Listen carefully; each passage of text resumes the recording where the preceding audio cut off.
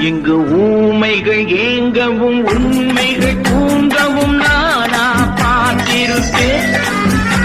ஒரு கடவுள் உண்டு, அவன் கொள்கை உண்டு, அதை எப்போதும் காத்திருப்பேன்.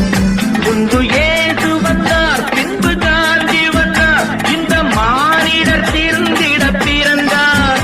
இவர் திருந்தவில்லை, மனம் வருந்தவில்லை, அந்த மேலோ சொன்னதை மறந்தார்.